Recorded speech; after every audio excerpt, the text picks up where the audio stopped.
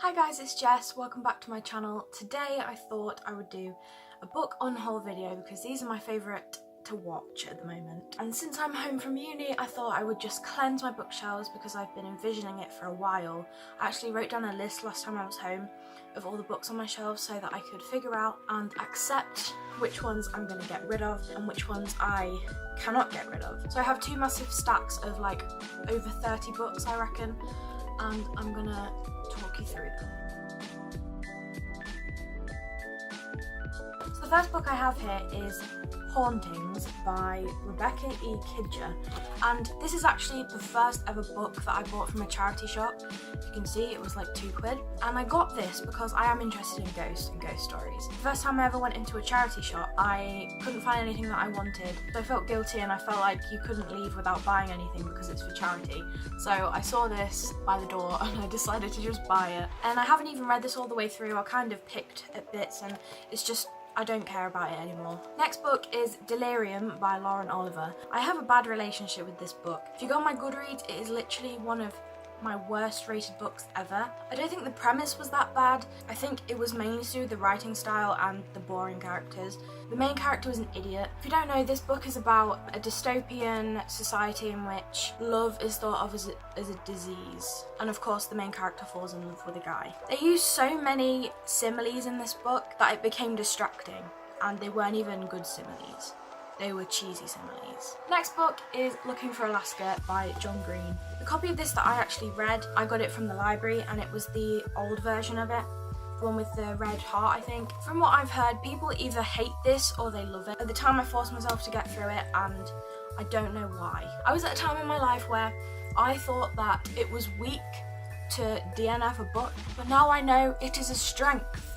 Next book is The Duff by Cody Keplinger. This is another book that I hate. I have a lot of issues with this, mainly the slut shaming. Wesley is always referred to as a man whore in this. It's even written on the blurb, which I have a massive issue with because it wouldn't be allowed if it was about a female. When school jock and man slut Wesley. The entire premise of The Duff, okay, so this guy called Wesley tells Bianca, the main character, that there's such a thing as the Duff and she is it. The Duff is the designated ugly fat friend. It's a really problematic concept to have in your vocabulary, I think. Not even long ago, and I hate this book, not long ago I was out drunk with some friends. I was messaging another friend being like, I'm the Duff of the group. Like, I would be so much better off if the concept of the Duff wasn't even a thing that existed. Next is 50 Shades of Grey, 50 Shades Darker and 50 Shades Freed by E.L. James. Probably wondering, why the hell have you got these, Jess? Well, basically, my mum read these a while ago. Yes, my mum read these before I did.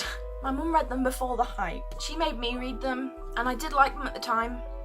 I thought they were a bit raunchy, but I'd read smut in fanfic like way before this, so it didn't really bother me.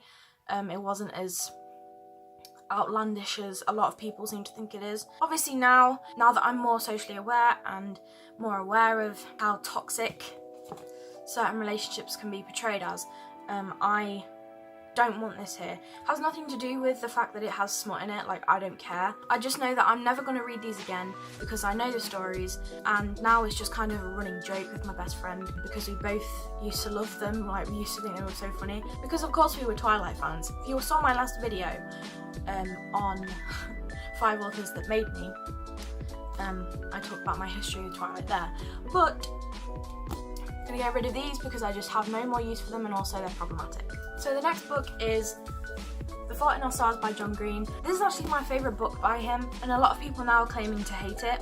I'm not one of those people. The fact of the matter is, I've never read this copy. My copy is the regular copy.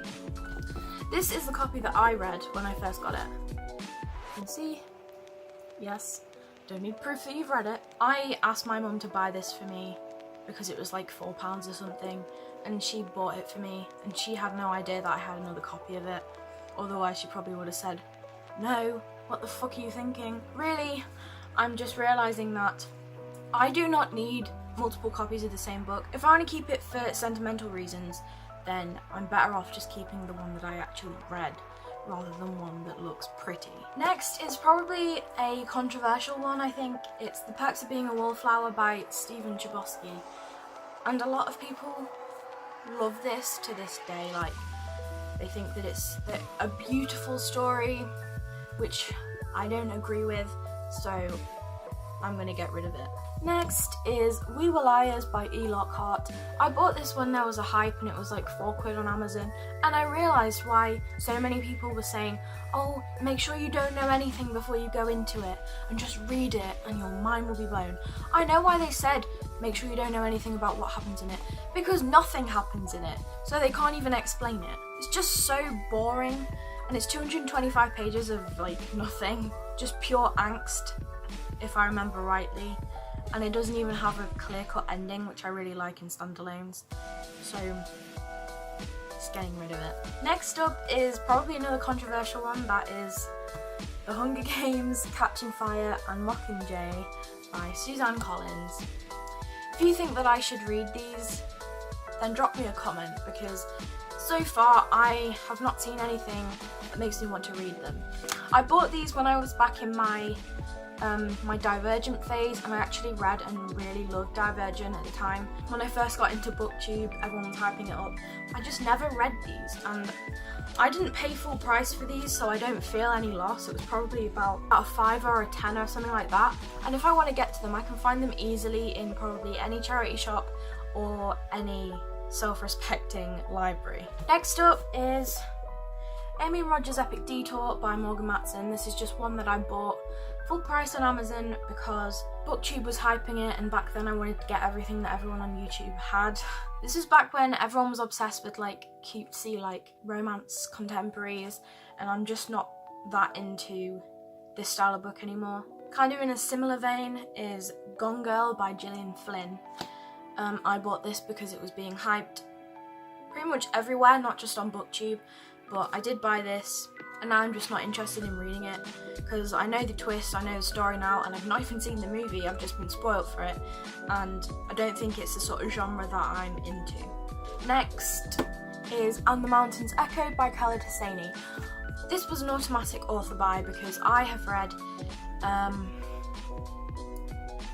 for English Lit at A-level, I had to read The Kite Runner, which I did enjoy after the second read, and I chose to read 1,000 Splendid Suns for a comparative essay, and I really loved that. So I bought this because it was cheap.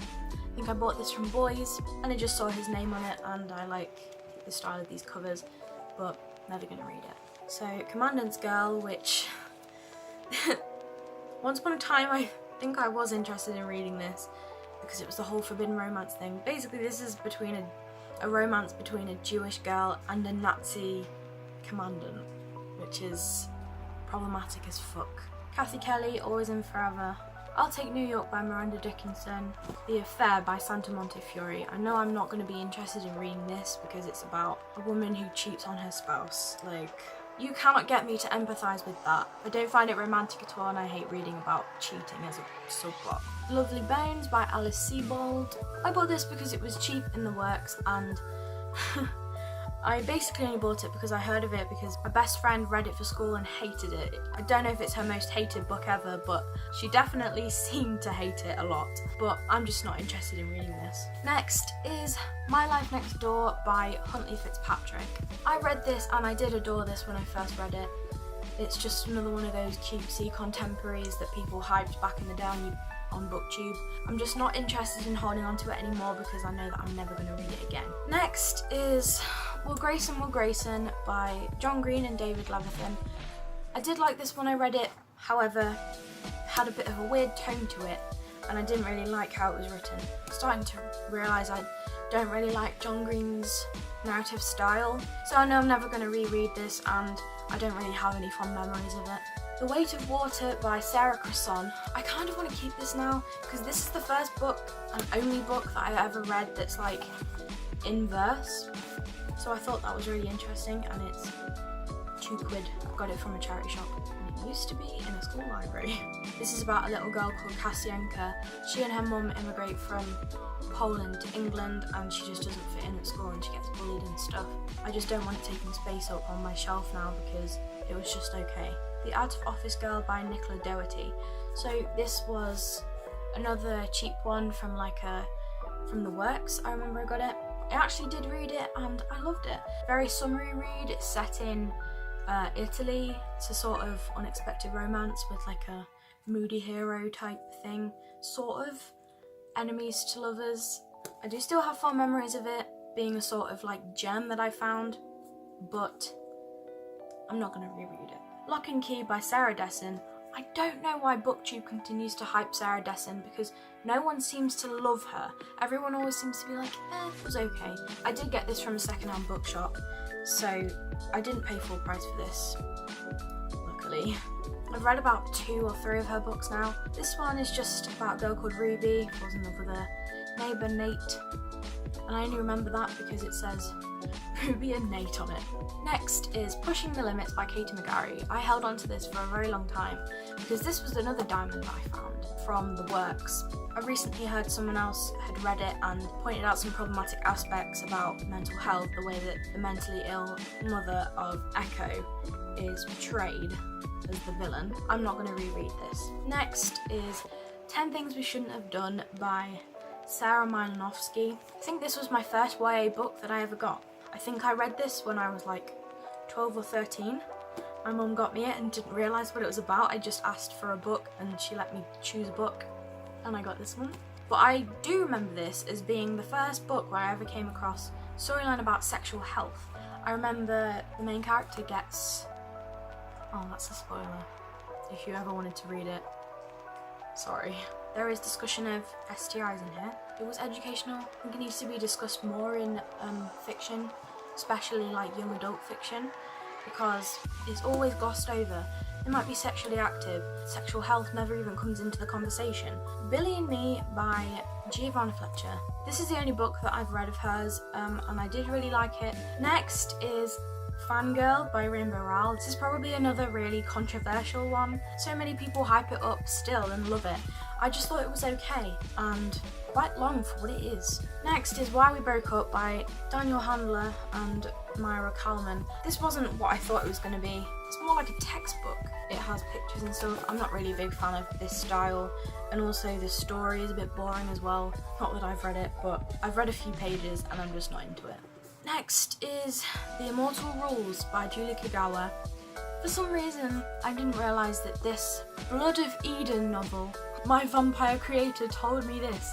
I didn't realise this was about vampires. I just saw it, recognised the title because BookTube was hyping it, and I bought it because it was cheap. Started reading it and I wasn't really interested in it. In fact, I'm probably more interested in werewolves now. Next is Let It Snow by John Green, Maureen Johnson and Lauren Miracle. This has been around for a few years now and people always get it out every Christmas.